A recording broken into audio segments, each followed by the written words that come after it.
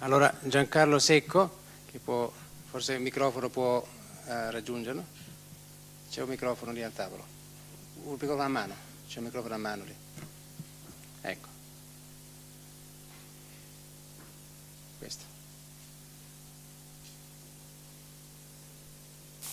No, non funziona forse. Allora, volevo fare dare un eco rispetto a questo testo bellissimo e una testimonianza anche rispetto proprio all'equipe dei traduttori che in questi ultimi mesi sono occupati del lavoro specifico, un lavoro linguistico, storico, stilistico. Fra le altre cose, così, fra le cose interessantissime dette finora, mi sembra interessante ricordare che pur nella dimensione epica di questo testo, una dimensione storica dove vengono descritte e evocate moltissime vicende di portata tragica, però l'effetto complessivo, e sarebbe interessante che anche altri dessero un eco di questa cosa, e l'effetto non è tragico, per così dire. Cioè in effetti anche proprio come in qualche modo parlerei appunto di umorismo. In particolare c'è questo capitolo molto, molto bello quando appunto due stampatori di Soncino si recano da un banchiere a Venezia. Ecco, quindi c'è la questione della finanza che interviene a questo proposito. E si recano appunto a Venezia. E lì avvengono molte cose, moltissime cose. C'è questa ricostruzione storica che Altera ha fatto, mettendo nella scenografia moltissimi personaggi come Pico della Mirandola e altri, un professore di Padova, del medico mi sembra di ricordare, e appunto in un palazzo veneziano c'è questo incontro dove lo stampatore di Soncino con grande semplicità dice cose esattissime e questi dotti dell'epoca gli rendono atto pubblicamente che ha detto brevemente cose di un'enorme precisione e rigore, come aveva fatto un altro personaggio che in uno dei primi capitoli da Alessandria era andato in un'altra località e interpellato dal rabbino aveva dato una risposta del tutto precisa e rigorosa. Ora, quindi a Venezia c'è il carnevale quando vanno questi due stampatori e c'è l'amore. Uno dei stampatori ha incontrato a Soncino un marrano, un medico portoghese, e con la figlia si era invaghito di costei. A Venezia appunto accanto alla questione finanziaria c'è questo ricercare la fanciulla, la ragazza, e quindi alcuni appuntamenti. L'effetto umoristico, quello così che mi ha colpito fra altri, è questa vicenda per cui dopo lunga insistenza la fanciulla dà un appuntamento, ma siamo appunto, ripeto, nel carnevale, e allora questo stampatore cerca velocemente insomma di persuaderla, ma interviene purtroppo un tale che è piuttosto un energumeno al quale li divide. La fanciulla approfitta di questo istante per fuggire e si precipita nella gondola alla quale si avvia, e costui, lo stampatore, scarta bruscamente l'energumeno, corre verso questa ragazza, ma la gondola, standosi si allontana di lui fa il salto, spicca il salto e finisce nelle acque del canale. Ora, quando poi torna a casa, torna dove c'è il compagno, l'altro stampatore, costui gli dice solo tu insomma potevi fare un salto nell'acqua. No, momento, dice, io ho fatto un salto, che poi sia caduto in acqua è un'altra cosa, io ho fatto un salto, è un'altra cosa. E allora poi dice, finora, da quando è il carnevale, solo tu sei caduto in acqua, beh, occorre pure che qualcuno cominci. Questo è per dire un aspetto, questo è molto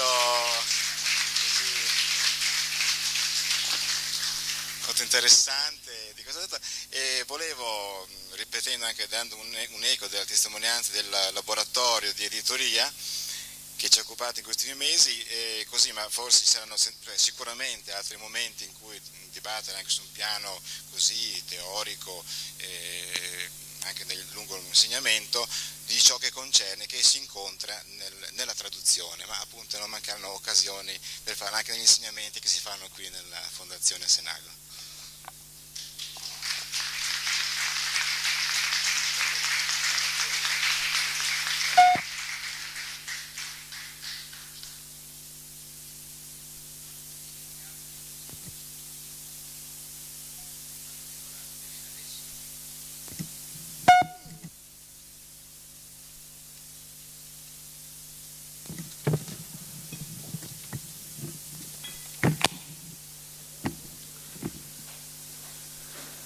D'abord, votre intervention, je vous remercie. C'est vrai que... Et c'est vrai que vous avez bien fait de souligner l'importance de l'écriture. C'est vrai que ce n'est pas par hasard qu'il y a 2 livres dans le même livre. C'est une vieille tradition.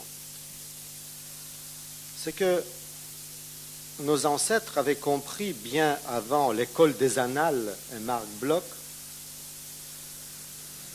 que pour comprendre l'histoire, il ne faut pas essayer de se mettre à la place de celui qui a vécu voici des siècles, mais essayer de les comprendre de là où nous nous trouvons aujourd'hui. Car l'homme est une permanence. Mais pour qu'on comprenne que ce qu'on regarde, on les regarde de là où nous sommes aujourd'hui, il y a des commentaires. Alors, qu'est-ce qu'ils disaient les Juifs? Les Juifs sont partis de l'idée que l'essentiel a été déjà dit. C'est vrai, quand nous relisons l'Ecclésiaste, nous pensons qu'on ne peut pas dire mieux. Tout est dit. Hegel, Kant, Schopenhauer sont des commentaires sur l'Ecclésiaste. Alors, qu'est-ce qu'ils ont fait? Les Juifs, au lieu de faire des commentaires, plus de commentaires, alors, ils ont inventé 2 écritures différentes. Et on lit, par exemple, la Bible, la Genèse, par exemple, avec le commentaire de Rachi. Alors, on a la Genèse imprimée ou écrite avec une écriture, et à côté, avec une autre écriture, pour distancier les temps, mais pas l'objet dont on parle, avec une autre écriture, les commentaires. Comme je n'allais pas créer des difficultés à mes lecteurs et aussi à mes imprimeurs, parce que là, mon ami Verdiglon aurait dit « Oh là là, c'est trop compliqué, je ne traduirai pas ces livres », alors j'ai fait des pages différentes. Et en italique, je m'introduisais avec mes commentaires sur l'histoire que j'étais en train de raconter. Mais pour moi, c'était extrêmement important, car en même temps, je voulais faire savoir à mon lecteur qui pouvait éventuellement oublier qu'il s'agit de lui aujourd'hui, qu'en effet, c'est une histoire contemporaine. Oui, je parle de Venise, oui, je parle de Soncino, oui, je parle de Jérusalem, voici 2000 ans, mais c'est encore de moi, de nous que je parle. Et il fallait les rappeler chaque fois.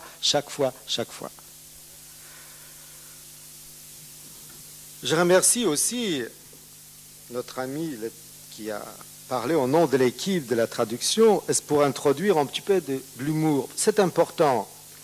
C'est que dans ce livre, ce n'est pas moi qui ai voulu introduire un peu de l'humour, mais en étudiant l'histoire juive, je me suis rendu compte que l'histoire juive n'est pas seulement l'histoire des persécutions, que l'histoire juive n'est pas seulement l'histoire de gens qui meurent, qui pleurent et qui se rappellent leur misère.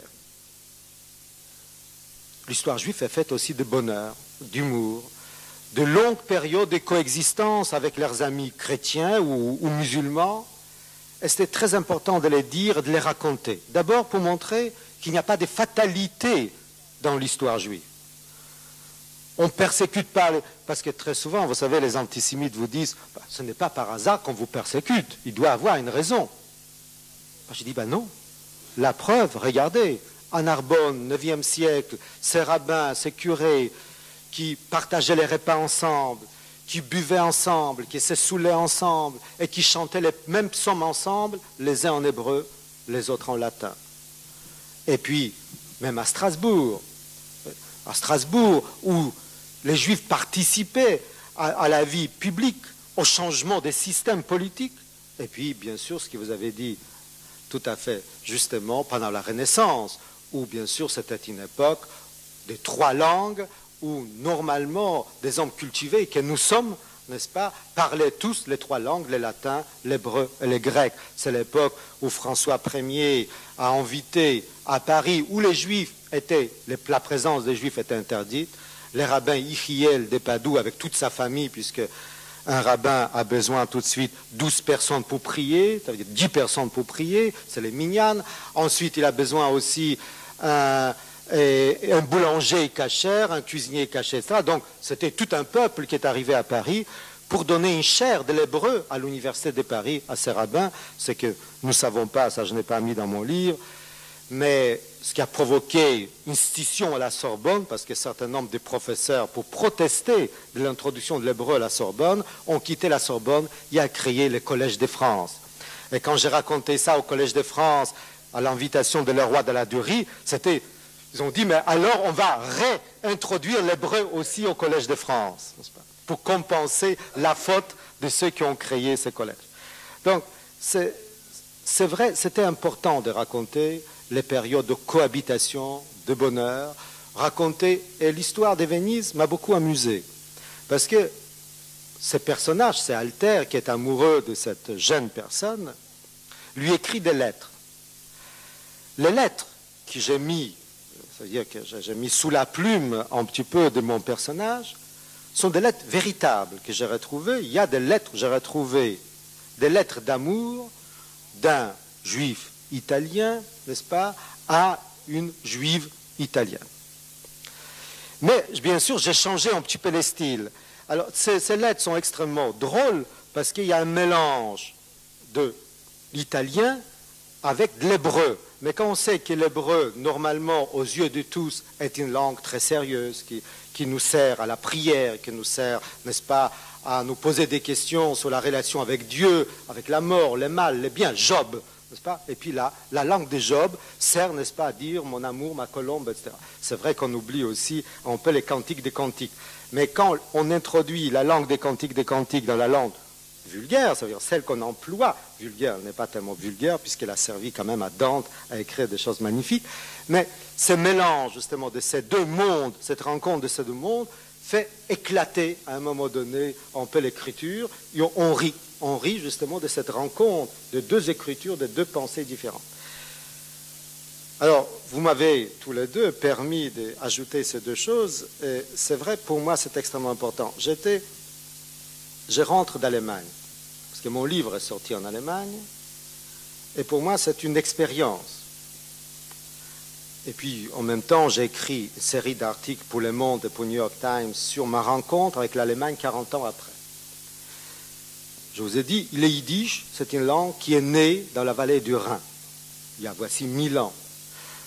Les Allemands, si j'enlève les mots hébraïques, et si je parle doucement, ils peuvent comprendre ma langue.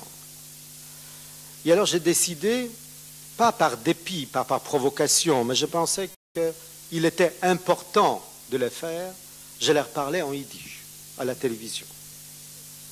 Il y a une émission qui s'appelle Aspekte, c'est la seule émission culturelle de la télévision allemande, qui est regardée après, je ne sais pas, 6 ou 8 millions de téléspectateurs, et je leur ai dit, voilà, je viens vous parler dans une langue qui est née ici, qui fait partie de votre mémoire, car Kant parlait cette langue mieux que moi. Kant disait à ses élèves à l'université de Königsberg, je le raconte, que tous les Allemands doivent apprendre cette langue pour comprendre la naissance, l'évolution, la richesse de la langue allemande, et puis pour réintroduire en allemand un peu d'humour. Il a compris, en effet, que les Allemands manquaient un peu d'humour. S'il y avait un peu plus d'humour à l'époque de Weimar, peut-être il n'y aurait pas eu d'Hitler. Et puis, je l'ai raconté aussi que Goethe écrivait des nouvelles en yiddish, bien sûr, pas avec l'écriture hébraïque, ça il ne connaissait pas, mais parce qu'il voulait justement montrer cette appartenance commune à la même pensée, à la même culture. Et c'est extraordinaire. Quand j'ai expliqué ça à ces millions d'Allemands qui ne savaient pas ça, pour eux, pour les Allemands, dire du sprechst Yiddish, c'était un petit peu parce qu'ils pensaient que c'était l'allemand avec 2 ou 3 mots hébraïques. Quand on dit Ganef, Mazel Tov, etc., ça veut dire voleur ou bonne chance, ils pensaient que c'était ça le Yiddish. Et du coup, ils ont compris que c'était une langue. C'est une langue qui a produit une culture fantastique, qui a produit une littérature extraordinaire. Nous connaissons aujourd'hui seulement Isaac Bashevis-Singer, parce qu'il a reçu le prix Nobel, mais il y avait des centaines d'Isaac Bashevis-Singer. Il y avait, vous savez, il y avait justement l'attentat qui a eu lieu à Paris, c'est contre un cinéma qui programmait le festival des cinémas juifs. Ça va vous faire sourire. Il y a 175 films en yiddish, 175 films. Et beaucoup de grands acteurs américains comme Paul Muni, Elisabeth Bergner et tant d'autres, et les frères Marx d'ailleurs, qui sont des juifs alsaciens, ont commencé à jouer en yiddish. Et Hollywood, Lubitsch, par exemple, il a fait des films en yiddish. Ce sont des films, des grands films qu'on connaît mal. Donc il y avait toute une civilisation et il faut en parler parce qu'on parle beaucoup de corps. Et puis les corps, malheureusement, on s'en habitue d'avoir des morts. Tous les jours, on ouvre la télévision, on voit 3 millions de morts au Cambodge, 2 millions de défunts en Éthiopie, des charniers ici, là-bas, Pinochet, Afrique du Sud. On dit, ah, bon, alors, il y a des juifs aussi. Bon, c'est les schicksal, c'est les destins. Mais quand on dit, vous savez, ces corps étaient porteurs aussi d'une civilisation, d'une culture. Ils rêvaient en yiddish, ils chantaient en yiddish, ils pensaient en yiddish, ils ont produit quelque chose, et cette production fait partie de votre mémoire. Et du coup, les Allemands ont été bouleversés. Extraordinaire. Parce qu'on n'a pas l'habitude, depuis quelques siècles, on n'a pas l'habitude qu'on tue une langue, on a l'habitude qu'on tue des hommes. Et je pense que c'était important d'introduire ça. Et là, j'ai vu l'effet de la parole, de l'écriture. Je crois, et ça, je vais terminer par là, parce que je suis un homme extrêmement optimiste. C'est une tradition. Je pense que ce n'est pas... c'est pas par modestie, je dis ça. Si mon livre s'est vendu en France à 263 ou 64 000 exemplaires, donc c'est quand même extraordinaire, ce n'est pas seulement parce que c'est un bon livre ou pas, ou parce que c'est un livre qui est bien écrit. Je crois qu'il correspondait à un désir. Il y a mon ami Günter Grass aime toujours dire qu'on ne peut pas vendre une savonnette à des hommes qui ne se lavent pas. C'est simple. C'est-à-dire qu'il y avait certainement une nécessité pour que les lecteurs s'accaparent de ces livres. Mais la nécessité, je pense que... Et Malraux l'avait prévu, c'est extraordinaire. Malraux a dit, voici 30 ans, la fin du XXe siècle sera marquée par le retour au spirituel où le XXIe siècle ne sera pas. Il a compris que les grandes idéologies laïques, les grandes idéologies messianiques laïques, qui prévoyaient le changement du monde, la création d'un homme nouveau, des valeurs nouvelles, ont échoué. Ont échoué à Auschwitz et au Goulag et à Hiroshima. Il n'y a qu'une seule morale éthique universelle, on n'a pas inventé mieux. Je ne vais pas dire elle n'est pas provisoire, comme certains philosophes ont dit, elle est minimale, mais elle permet de survivre dans le monde qui est dur. Il n'y a pas mieux. Et il y a maintenant toute une génération qui revient à cette morale. Elle ne croit plus à ce que leurs parents, les grands-parents ont promis. Ils ont vu à quoi ça aboutit, ils reviennent à cette morale-là. Et c'est extraordinaire quand ces jeunes qui ont créé ce mouvement dont on a parlé tout à l'heure en France, le mouvement le plus grand mouvement antiraciste que je connaisse depuis que je lutte contre le racisme, car nous avons déjà 400 000 adhérents, 400 000 jeunes, je crois, nous sommes le plus grand parti de France. J'ai ici un petit badge, mais il est petit parce que les grands, on m'a fauché déjà, on m'a affolé. C'est une main, oui, et qui dit « touche pas à mon pote, touche pas à mon ami ». C'est simple. Ce n'est pas nous, les intellectuels, qui avons inventé ça, on n'aurait pas pu inventer ça. Ce sont des jeunes, lycéens, qui sont venus un jour me trouver, voici 3 mois, ils m'ont dit « regarde ». Je dis « c'est formidable ». Il dit « est-ce que tu veux nous aider ?» Je dis « oui, bien sûr ». « Comment allez-vous » j'ai demandé, combattre les racistes. Vous savez qu'est-ce qu'ils ont répondu? Ils ont dit, nous allons leur parler. C'est extraordinaire. C'est la première fois depuis que je lutte qu'on me dit cela. C'est exactement ce qu'ils disaient mes ancêtres. Dans les ghettos de Varsovie, vous avez entendu, la première chose qu'ils ont fait aux Juifs, ils sont allés parler aux nazis. C'est la plus belle des résistances. Ce sont les hommes qui possèdent la parole. C'est nous. Extraordinaire. Et ces jeunes gens, ils parlent. Et je crois que cette génération-là, du coup, se retrouve dans ces valeurs. Et nous avons fait un meeting dernièrement à Paris. Il y avait 3000 personnes. Aucun parti politique ne peut réunir un meeting 3000 personnes, un meeting antiraciste. Et il y a un jeune homme qui dirige ces mouvements. Il a 24 ans. Il s'appelle Harlem Désir, un nom extraordinaire. Harlem comme Harlem de noir. Désir, un désir. Il est la moitié noir, il est père martiniquais, mère alsacienne. Et quand il s'est levé pour parler, il m'a dit, tu vas voir, la citation que je vais faire te fera plaisir. Et contrairement à nos habitudes, il n'a pas cité ni Marx, ni Bakounine, ni Mao, ni Kierkegaard, rien de tout ça. Il a cité la Bible, un garçon de 24 ans. Et il a dit, dans l'Exode, il est écrit, tu n'oublieras pas que tu étais un esclave en Égypte, tu étais un étranger dans le pays d'Égypte, et il faut que tu comprennes qu'un homme qui vient chez toi étranger, il doit être chez toi comme chez soi, tu dois l'accueillir comme un ami. C'est extraordinaire. Et toute la salle s'est levée pour applaudir. 3000 jeunes, vous vous rendez compte, il y a un changement, sont levés pour applaudir. Éthique contre la politique. C'est ça qui est fantastique. Et je crois que c'est pour cela que mon livre a un certain succès.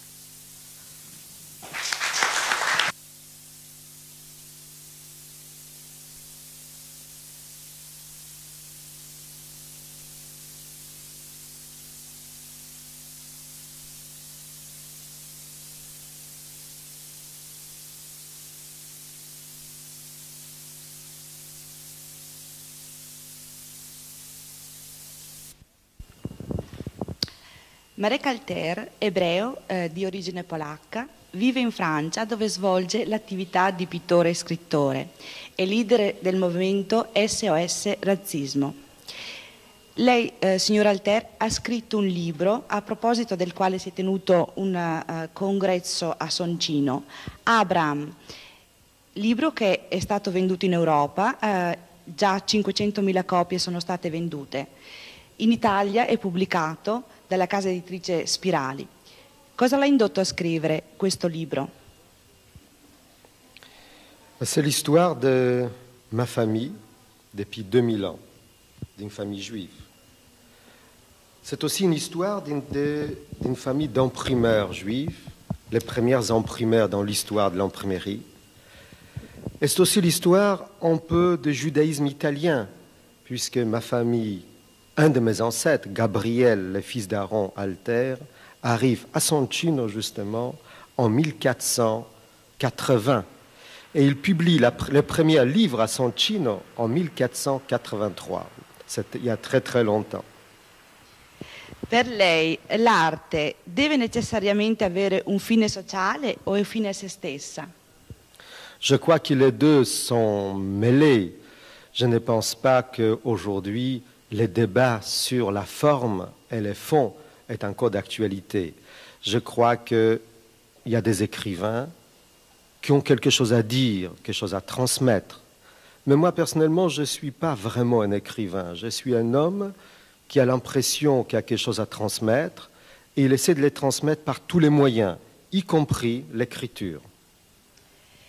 Come è nato e perché è nato il movimento SOS Razzismo? Vous savez, le racisme, c'est une des choses les plus horribles qui existent. C'est le rejet de l'autre, l'expulsion de l'autre, non-acceptation de l'autre. Nous savons à quoi ça aboutit. Ça aboutit au nazisme, à Auschwitz. Je suis un enfant du ghetto de Varsovie. Et je ne voudrais pas voir une telle chose se répéter. Alors, en France, puisque nous avons un triste privilège d'avoir un parti raciste en France, nous avons décidé, ce n'est même pas moi, ce sont des jeunes lycéens de 15, 16, 17, 18 ans, ont décidé de lancer un grand mouvement antiraciste, solidaire. Et ils sont venus me trouver pour me demander mon aide. Et je trouve que c'est extraordinaire qu'il y ait déjà aujourd'hui, en France, 1 million de jeunes organisés dans ces mouvements. Je crois que c'est quelque chose d'extrêmement positif. Nous allons d'ailleurs agrandir notre mouvement à tous les pays européens. J'espère que ce sera le premier grand mouvement solidaire antiraciste d'Europe. E quali sono i suoi progetti per il futuro? Oh, de projets, j'ai tellement... Vous savez, j'ai vécu aussi en Argentine. Et les Indiens de Humahuaca disent que l'homme doit avoir 3 vies. Une vie pour apprendre à vivre, une vie pour vivre et une 3e vie pour comprendre ce qu'il avait vécu. Moi, malheureusement, nous n'avons qu'une seule vie. Et en une seule vie, il faut vivre les 3. Mes projets, d'abord, au mois de janvier, d'abord, mon livre va sortir en Amérique au mois d'octobre, ensuite en Hollande, en Israël, je vais aller. Il y a un projet d'un long film de 12 heures de télévision d'après Abraham. Il y a un projet qui soit Sergio Leone qui le fasse, qui le réalise. Il voudrait beaucoup, et moi aussi. Puis au mois de janvier, je vais sortir un autre livre. Mon itinéraire personnel, mes engagements politiques commentés par moi, ça s'appellera Une voix off. Et puis, je commençais à écrire la suite d'Abraham.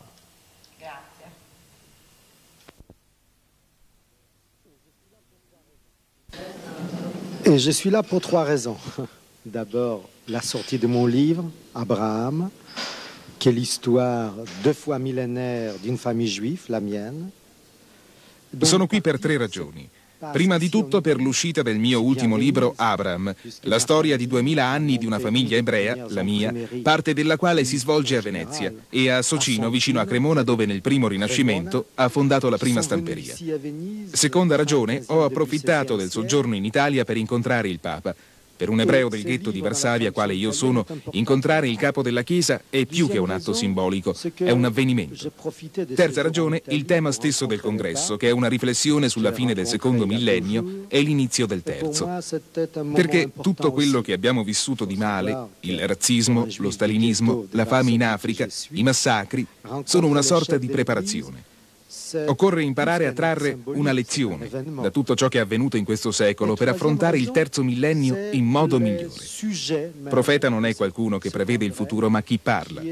Il suo dovere è quello di interpellare il potere, di ricordare ciascuna volta al potere che la base di ogni condotta umana è la morale. Secondo Rinascimento è anche non impiegare il metodo del sistema totalitario, non fare violenza alla violenza, ma parlare.